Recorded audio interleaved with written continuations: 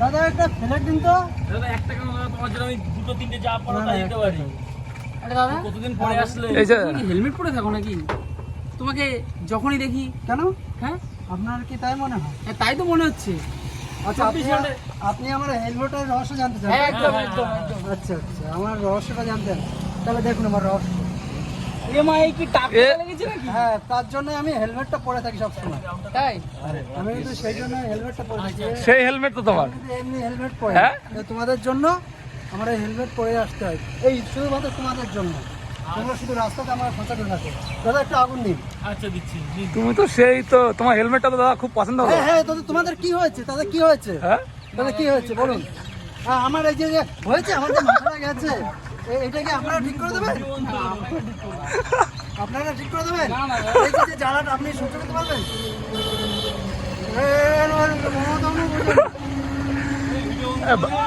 ভালো লাগছে দাদা তোমার হেলমেটটা।